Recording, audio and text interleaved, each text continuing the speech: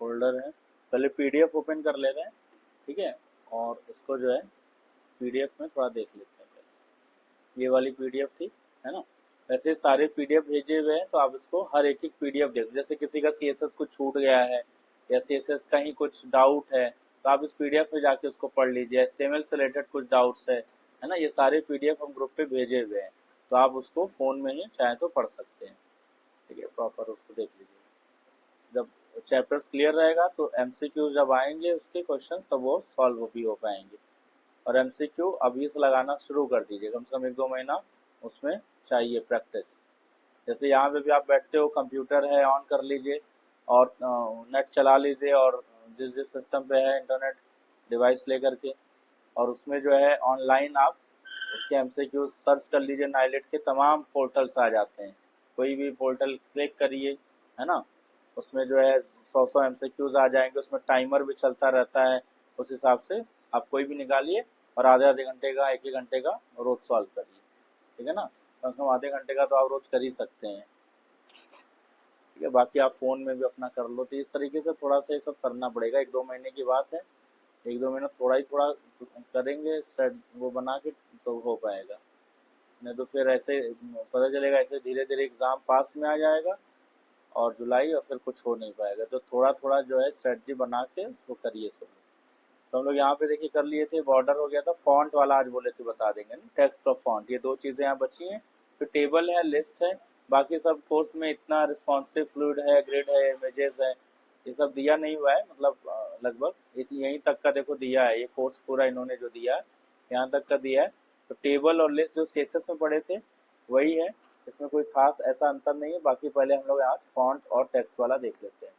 तो फॉन्ट पे क्लिक कर रहे हैं, यहाँ पे देखिए आपको w3.css फॉन्ट्स मिल जाएंगे। फॉन्ट में कुछ अलग अलग कैटेगरीज मिल जाएंगी, जैसे यहाँ पे w3 serif, sans serif, mono space और कर्सिव, ये अलग अलग फॉन्ट्स हैं।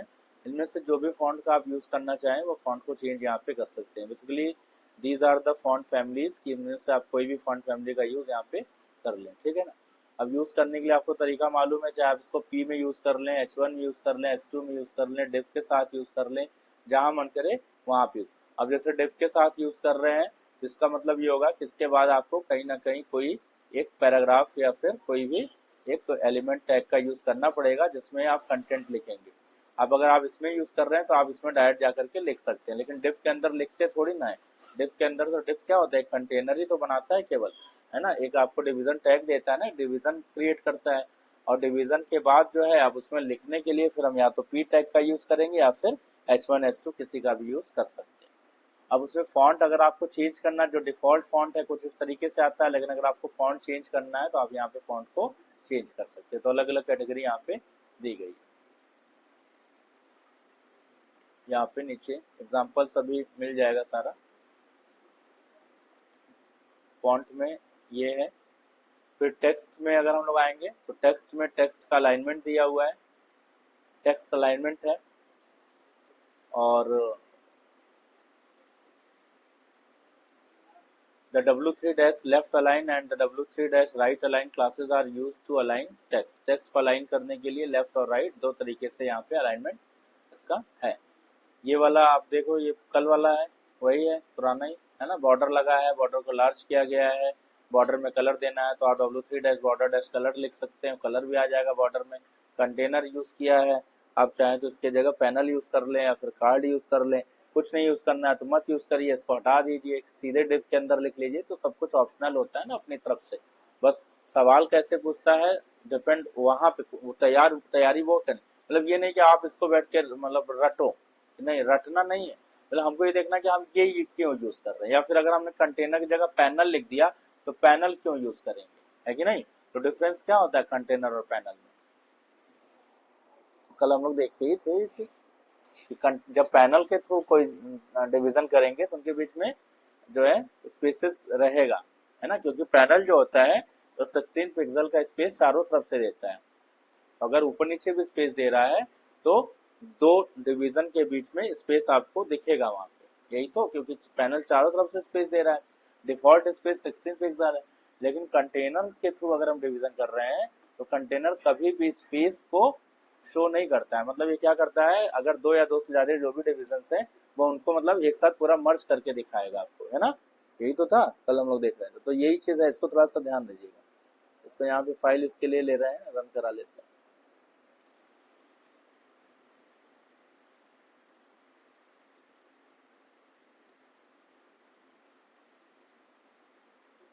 कौन सी फाइल, फाइल कौन सी थी हम लोग को,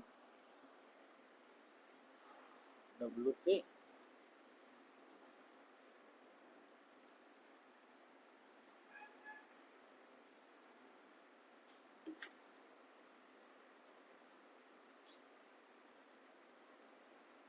ये है ना W3.html। ये फाइल इसमें कहाँ है, ये W3, ठीक है ना। ये पैनल है और ये कंटेनर है। कंटेनर के बीच में खाली इधर से मार्जिन होता है, मतलब इधर से पैडिंग देता है, ऊपर नीचे पैडिंग नहीं होती, लेफ्ट और राइट पैडिंग होती है। लेकिन पैनल में इधर से भी पैडिंग होता है, मतलब ये तो बॉर्डर ऑर्डर लगाया हुआ तो ऐसा दिख रहा है। अगर आप स्ट्रेट बनाओगे तो फिर यही होगा, इधर एकदम ऐसे ही बनेगा, ये और ये दोनों। ये स्पेस जो आ रहा है इधर का पैडिंग, और इधर जो स्पेस है वो उसको इधर की पैडिंग बोलते हैं। ये पैनल है ना। तो कभी पैनल की तरीके से कोई चीज डिजाइन करना है तो आप उसमें बना सकते हैं। फिर यहाँ पे आगे, तो अभी ये चीज हो गया। फिर हम लोग टेक्स्ट अलाइनमेंट में यहाँ पे दिया है लेफ्ट अलाइन, लेफ्ट अलाइन ये हो जाएगा। और अगर राइट अलाइन करना है तो W3 राइट अलाइन, ठीक है ना। तो ये चीज है, यहाँ पे दो चीजें आपके लिए। सेंटर करने के लिए W3 सेंटर। अब यहाँ पे अलाइन नहीं लिखना है, यहाँ पे लेफ्ट अलाइन और राइट डैश अलाइन, ठीक है ना। मतलब ये इनकी लैंग्वेज है, इन्होंने बना रखा है ना, कभी इसमें हम लोग को चेंज नहीं कर सकते। अब आप सोचो कि इसमें हम चेंज कर दें, नॉट पॉसिबल। क्यों? क्योंकि बनी बनाई फाइल है, उसको तो उसी से रीड करना पड़ेगा ना, इनकी फाइल से ही रीड करना पड़ेगा।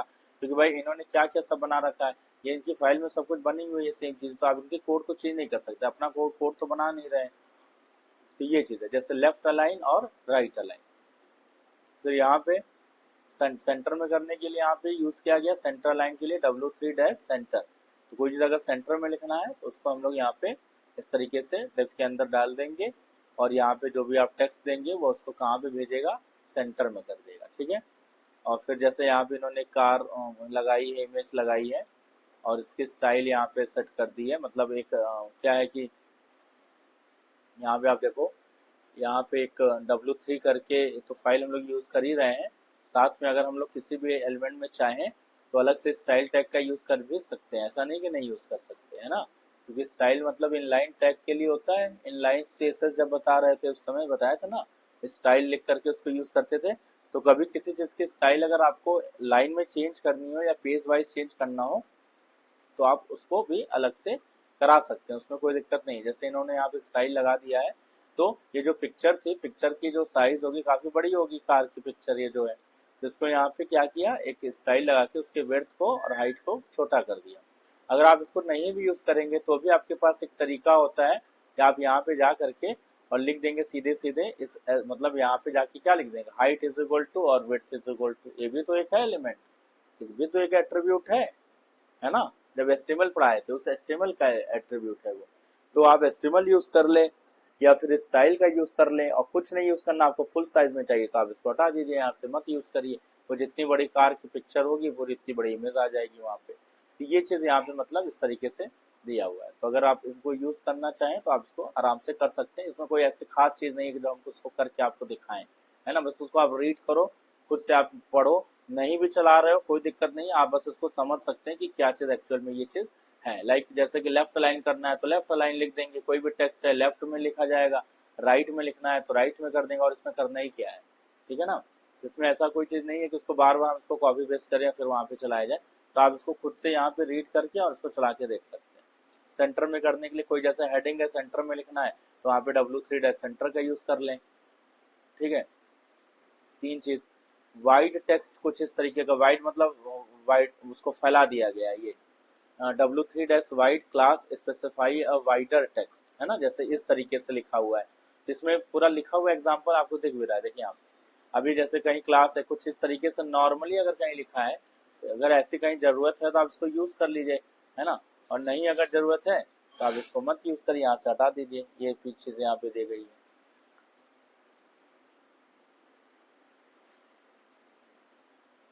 क्लास W3 डैश वाइड, बस यही सब याद रखना है एग्जाम के लिए। जैसे हमने याद कर लिया वाइड टेक्स्ट के लिए W3 डैश वाइड याद कर लिया, यही याद करना है बस, है ना। हम करें आप ना भी चलाओ रहे हो, कोई जरूरत नहीं, आप इतना मत चलाओ, जरूरत नहीं मत चलाइए, लेकिन आप बस इसको याद रख लीजिएगा। मतलब एक बार रीड कर लेंगे एक दो बार तो दिमाग में बैठ जाएगा। जब कभी क्वेश्चन अगर आएगा तो अगर एक बार भी दो बार कोई चीज पढ़ा होता है ना क्वेश्चन, और जब वो एग्जाम में आता है कभी भी, तो तुरंत वो वहां पे क्लिक करता है माइंड में कि हाँ ये कभी हम पढ़े थे।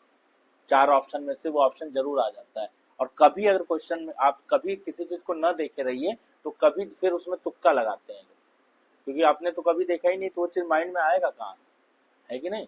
तो कभी ना कभी वो हमारे माइंड में स्टोर होगा तो वो कोई चीज आ जाएगी। तो इसीलिए बोल रहे हैं एक बार रीड जरूर कर लीजिएगा। जैसे वाइडर के लिए यहाँ पे वाइड यूज कर ले रहे हैं, ठीक है ना। और एक चीज और बता दें, जैसे कभी कोई क्लास ऐसा पूछ दिया लाइक कि जैसे ओपेसिटी पूछ दिया और आपने ओपेसिटी पढ़ा ही नहीं, ठीक है ना, आपने ओपेसिटी नहीं पढ़ा, तो क्या इतना भी दिमाग नहीं लगा सकते हो कि अगर W3 है तो W3 तो लिखना ही लिखना है डैश करके, और उसकी क्लास ओपेसिटी के लिए क्या यूज करेंगे, ओपेसिटी तो यूज करेंगे, है ना। ओपेसिटी मतलब कलर का जो ब्राइटनेस है उसको डाउन करना थोड़ा, है ना, कम ज्यादा करना। तो opacity class design to work with all colours, यानी कलर्स के लिए होता है यहाँ पे। तो टेक्स्ट की जो ओपेसिटी है, जैसे आप यहाँ पे जो लिखा हुआ है टेक्स्ट ओपेसिटी, टेक्स्ट का जो ये देखिए जो यहाँ पे ट्रांसपेरेंसी है थोड़ा सा ज्यादा है, ट्रांसपेरेंट है, तो कलर उसका हल्का सा लाइट कलर आ रहा है। यहाँ पे लिखा हुआ है W3 dash opacity, W3 dash panel बनाया है ये, और उसमें पिंक कलर लगा हुआ है, और कलर लगाने के बाद ये मतलब इसका आउटपुट आ रहा है। और उसमें जो है W3 डैश ओपेसिटी ये क्या करेगा, class design to work with all colours, किसकी ओपेसिटी कम ज्यादा करेगा, ये कलर की ओपेसिटी कम ज्यादा नहीं करेगा, ये जो है किसकी करेगा, जो भी चीज आप यहाँ लिखेंगे उसकी करेगा। समझ में आ रही बात, ओपेसिटी किसकी कम ज्यादा करेगा, जो चीज आप यहाँ लिखेंगे उसकी ओपेसिटी, यानी जैसे टेक्स्ट ओपेसिटी लिखा हुआ है तो इसका ये ओपेसिटी यहाँ पे मतलब कुछ इस तरीके से ये लिख के आ रहा है टेक्स्ट ओपेसिटी, और ये इसको यहाँ पे क्या किया है, मतलब एक कलर इसका कम कर दिया है। अगर आप इसको नहीं लिखेंगे, अगर आप इसको यहाँ से हटा देंगे पूरा, तो नॉर्मली कैसे आएगा, ये ब्लैक कलर में यहाँ पे लिख करके आ जाएगा, ठीक है ना। तो वो जो है एक लाइट वेटेड कलर जो आ रहा है उसका मतलब एक ट्रांसपेरेंट कलर आ रहा है, वो इसी वजह से आ रहा है ताकि उसमें ये चीज लिखा हुआ है, ठीक है ना। तो उसको अगर आप चाहें तो उसको चला के एक बार देख लीजिए।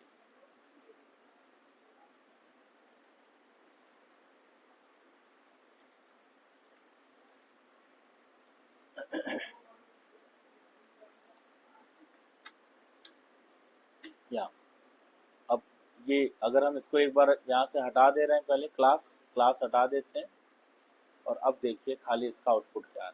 खाली डिव लगा हुआ है, एक डिवीजन टैग बना है, उसको पैनल बना दिए हैं, पैनल के अंदर एक कलर है W3 डैश पिंक का मतलब क्या हुआ, W3 डैश पिंक का मतलब क्या है,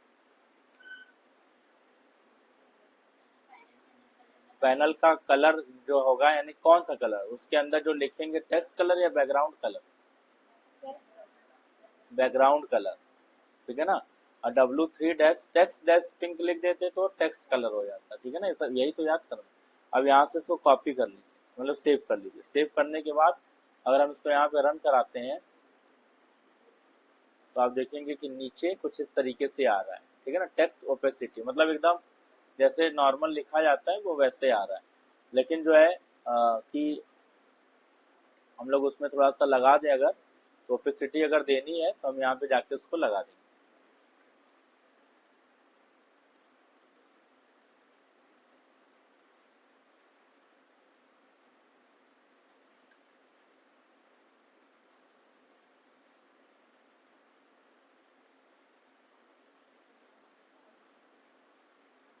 ये ठीक, अब इससे क्या होगा कि जो भी कलर इसका डिफॉल्ट कलर लिख के आ रहा होगा, अब इसमें टेक्स्ट कलर दिया नहीं हुआ है, तो जो डिफॉल्ट कलर है उसी में वो चीज उसको मतलब थोड़ा सा हल्का सा लाइट कर रहा है। तो आप इसी में जब देखोगे अभी इसी में होगा ये चीज, उसको चला के देखने से थोड़ा ज्यादा क्लियर हो जाता है। वैसे क्या होगा, ये क्या हो गया, तो पूरा गायब ही कर दिया, पूरा गायब क्यों हो गया भाई, H2, ये H2 यहाँ पे से आ गया, डिव हो गया, डिव लगा, क्लास हो गया, ठीक है, S2 लगा, S2 तो लिखा हुआ है, डिव बंद हो गया, सही है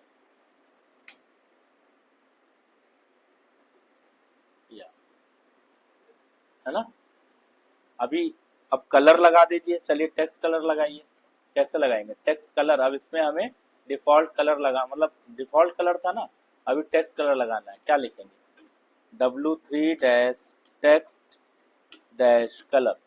तो कौन सा कलर दे दें? मान लीजिए ग्रीन कलर दे दे रहे हैं, ग्रीन कलर दे दिए, है ना।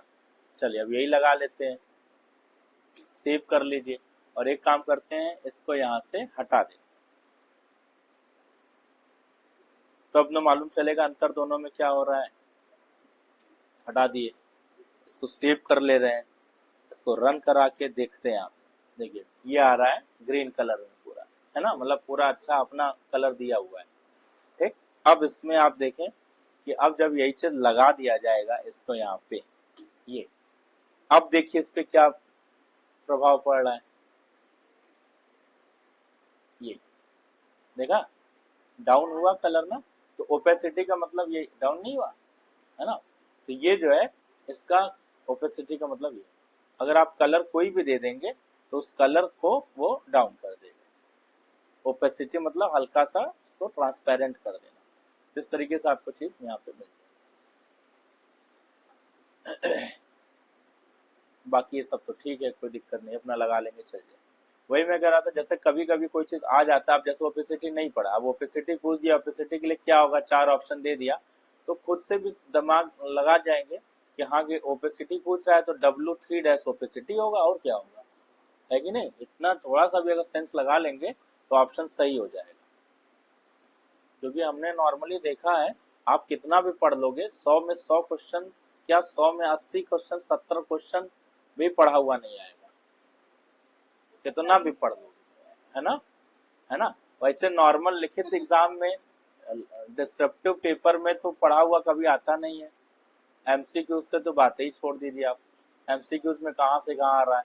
इतने कंपटीशन एग्जाम्स होते हैं, कंपटीशन के एग्जाम्स होते हैं, एक एक साल लोग तैयारी करते हैं, 2-2 साल, और उसके बाद जब पेपर में बैठते एक को पेपर लगता है, एक को क्वेश्चन ही पढ़ा हुआ नहीं आया होता है। तो सब 100 में से 5 ही लाना पड़ेगा। 5 ही नहीं, 100 में से 5 ही लोग पास होते हैं तब। ये क्वेश्चन इसमें फंसते ही हाँ, सही बात बता रहा हूँ। तो कंपटीशन में ऐसा होता है कि नहीं होता, जब कंपटीशन बैठते हैं लोग, है ना, वहां पे अगर आप कंपटीशन एग्जाम देने जाइए तो आपको लगेगा कि अरे हम तो पूरा घटना चक्र पढ़ लिए थे, हम तो पूरा ये भी पढ़ लिए, हम पूरा लूसेंट पढ़ लिए हैं, सब पढ़ के गए थे, लेकिन क्वेश्चन कैट आया उसमें 100 में से 25 क्वेश्चन आया, बाकी कहाँ से आया? अब बाकी इधर उधर से आया, मतलब आया तो सब उसी में से, लेकिन हमने वो अच्छे से ढंग से बुक पढ़ी ही नहीं। हमने क्या पढ़ी? हमने ऊपर ऊपर लूसेंट पढ़ा, हमने गंगा सागर पढ़ा, हमने ज्ञान सागर पढ़ा, हम ये सब पढ़े, लेकिन असली जो सागर था महासागर, उस महासागर को टच ही नहीं किया। समझे? तो कुल मिला करके जो असली महासागर है उसको पढ़िए, और असली महासागर होती है बुक, ठीक है ना। क्योंकि क्वेश्चन जब अंदर अंदर से आता है तो बुक का एक एक लाइन जो लोग पढ़ता है उसको एक एक चीज मालूम चलता है। इसीलिए हमेशा बुक से पढ़नी चाहिए चीजें, है ना। बुक है या कोई पीडीएफ है, कोई नोट्स है, मतलब कहने मतलब ये ऊपर ऊपर चीजें अगर आप देख के जाएंगे खाली तो नहीं हो पाएगा, ठीक है ना। और जब पढ़ के प्रॉपर जाएंगे तो आप बड़ा कनेक्ट कर पाओगे, और आंसर जो है 50 to 60 to 70% सही हो जाएंगे, ठीक है, मैक्सिमम आंसर आपको सही मिलेगा। ये सब चीजें हैं, थोड़ा सा उसको ध्यान दिया जाता है, बाकी कोई तरीका नहीं होता है। बाकी पास करने के लिए थोड़ा एक्सपीरियंस की भी जरूरत होती है, और एक्सपीरियंस वो आपको अभी मिलेगा नहीं, इसलिए जो है आपको पढ़ना बहुत जरूरी है ना। एक्सपीरियंस के लिए फेल होना जरूरी थोड़ी ना, एक्सपीरियंस के लिए पढ़ना जरूरी होता है ना, एक्सपीरियंस के लिए पढ़ना जरूरी है ना।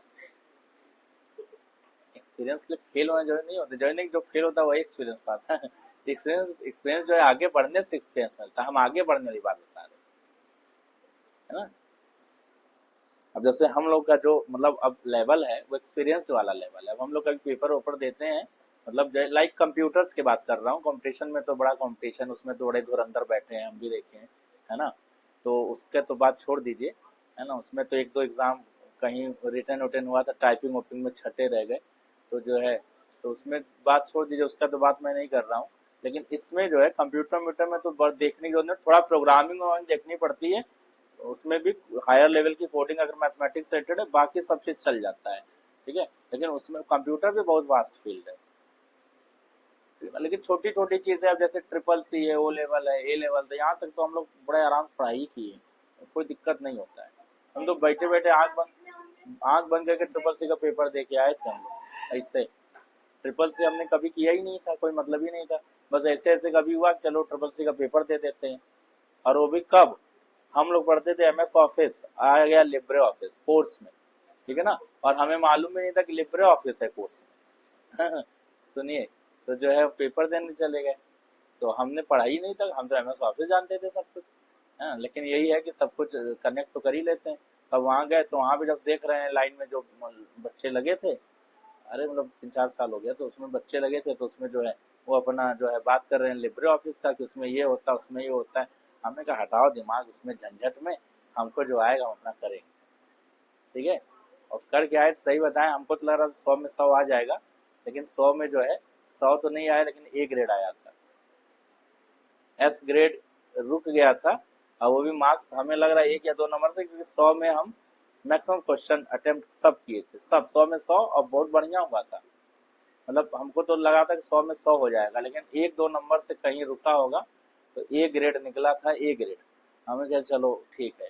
तो हमें कोई वो टेंशन नहीं है कि वो ये बता रहे वो बता रहे, अपना पढ़ाई लिखाई करिए, अपने ऊपर कॉन्फिडेंस लेके जाइए, ठीक है। एग्जाम में नॉर्मली क्या होता है, आप कितना भी पढ़ के आप जाओगे एग्जाम में, और हॉल में जाओगे तो 4 लोग इतना डिस्कस करेंगे, और आप अगर उनके बीच में जाएंगे आपका अपना कंफ्यूज हो जाएंगे, तो आप उनके बीच में पढ़िए ही मत। आप अपना पढ़ के आए, आप किनारे बैठिए, आपका पेपर ज्यादा अच्छा होगा, देख लीजिएगा। वो लाखों डिस्कस कर लेने दीजिए, उनका पेपर खराब हो जाएगा। एग्जाम टाइम ज्यादा डिस्कस नहीं करना चाहिए, अपना पढ़ के आइए, अपना पेपर दीजिए बस ना। हम पढ़ के आए तब तो उनसे भी मिल लिए, उनका भी थोड़ा ले लिए बात, उनका भी थोड़ा ले लिए, उनका भी थोड़ा ले लिए, और किए धरे कुछ नहीं। तो ऐसा काम ना हो, ठीक है ना। इसलिए जो अपना पढ़ के जाइए, चुपचाप एकदम साइलेंट मोड में अपना काम करिए। चलिए, ये चीज जो है टेस्ट का हो गया। अब हम लोग इसमें देखते हैं शैडो। शैडो में भी देखिए, अभी हम लोग ओपेसिटी की बात किए थे, अब शैडो आ गया। शैडो में नॉर्मली जब टेक्स्ट लिखते हैं तो बैकग्राउंड में हल्का सा जैसे उसका शैडो दिखता रहता है, तो उसके लिए यहाँ पे टेक्स्ट डैश शैडो का यूज किया गया है। तो एक कलर लग गया, बैकग्राउंड कलर है ये, जैसे यहाँ पे देखिए ब्लू कलर दिया हुआ है, ठीक है। और फिर यहाँ कहीं पिंक कलर दिया हुआ है। तो इसमें क्या दिया हुआ है कि टेक्स्ट डैश शैडो, है ना। और उसके लिए यहाँ पे हालांकि उसका जो CSS दिया है, the CSS3 text shadow property can be used to add shadow. अच्छा, इस इनमें जो है इनमें W3 का कोई प्रॉपर्टी नहीं है ना, नहीं। W3 का जो CSS है उसकी प्रॉपर्टी कहीं है इसमें शैडो वाली, नहीं। तो वो जो है उन्होंने देखिए यहाँ पे बना रखा है शैडो के लिए टेक्स्ट डैश शैडो, और कितना आपको शैडो में देना है पिक्सल, 1 पिक्सल 1 पिक्सल इनटू ए, मतलब इतना जो है ये कलर कोड जो है इस हिसाब से ये चलेगा, ठीक है ना। ये हेक्सा कलर है, हेक्सा कलर याद आ रहा है 3 डिजिट वाला, रेड ग्रीन ब्लू, और ये है हेक्सा वाला, है ना। ये हेक्सा कोड हो गया, ये इनके पिक्सल्स हो गए, ये जीरो न्यूट्रल उधर। इसमें क्या दिखा रहा है, इसमें जैसे ये शैडो के लिए, जैसे अब यहाँ देखिए कहीं लिखा है, ये पैनल बना दिया, पिंक दे दिया, ओपेसिटी दिया है, ये तो पहला हो गया। फिर यहाँ पे ये पैनल बना दिया, ये बना दिया, टेक्स्ट येलो दे दिया, और स्टाइल उन्होंने अब यहाँ पे शैडो वाला दिया, शैडो के लिए अलग से शैडो कलर यूज किया जा रहा है। काहे बंद हो गया भाई, थक गया है लग रहा है।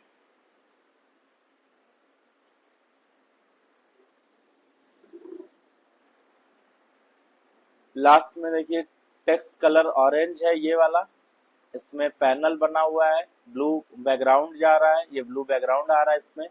और यहाँ पे जो स्टाइल लगा हुआ है वो टेक्स्ट शैडो के साथ है पूरा, मतलब ये इसका स्टाइल इसमें ऐसे ही लगेगा। इसमें W3 वाला नहीं दिया है, देखो कहीं भी W3 नहीं दिया, इसमें CSS3 चल रहा है, टेक्स्ट डैश शैडो, ठीक है ना।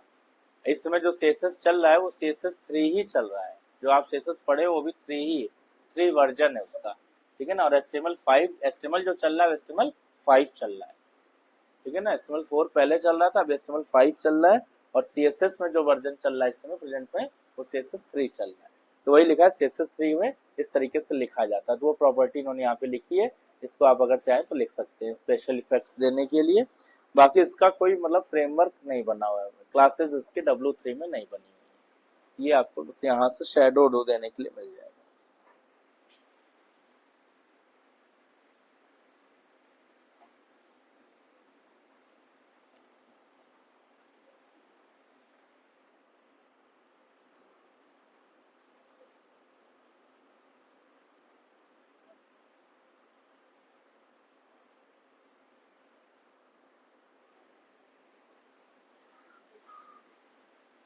ठीक है, बस इतना है। अब टेबल बचा हुआ है, और इसमें जो है लिस्ट बची हुई है, दो चीजें और बची हुई हैं। लिस्ट देखे दिया है,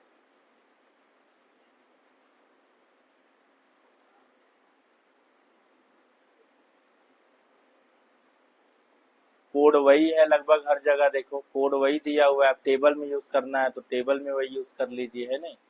ये देखिए टेबल डैश ऑल, टेबल में लगा दिया, इसको कल कर लेंगे, है ना। ओवर कलर वलर दिया हुआ है, टेबल दिया हुआ है लास्ट में एक पोर्शन, और यहाँ पे एक दिया हुआ है लिस्ट दी हुई है। ये दो दो चीज कल कर लिया जाएगा, टेबल और लिस्ट। उसके बाद फिर ये खत्म हो जाएगा, इसमें कुछ है नहीं, मतलब इसमें जो दिया हुआ है वो वाला पोर्शन नहीं करना है, फिर ये इमेज आ जाएगी सारी। इमेज को राउंड करना, सर्किल में करना, इस तरीके से बॉर्डर है, टेक्स्ट लिखना उस पे, सब लिखा हुआ है ना। सबकी अलग अलग क्लासेस है, यहाँ पे उसको कॉल किया गया है और यहाँ पे लिखा गया है। इमेज पे बॉर्डर लगाना, ठीक है, ये जैसे नॉर्मल लगाते हैं वैसे आप कहीं पे भी इसको लगा सकते हैं, ये जैसे आप,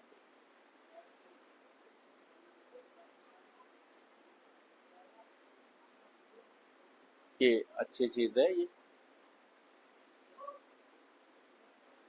ये देखो, ये जैसे एक पेज दिया है, अब आपको पेज पे इधर लिखना है, इधर कुछ करना है, इधर करना है, कैसे करेंगे, तो यहाँ पे सब दिया हुआ है, सबके लिए क्लासेस बनी है।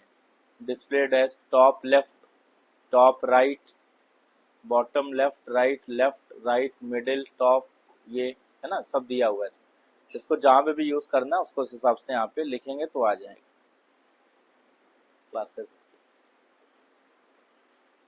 फिर बंद हो गया, चलो बस कर, ठीक है, बस ये है, कल है बच्चा, उसको कल देख लिया जाएगा, बस खत्म।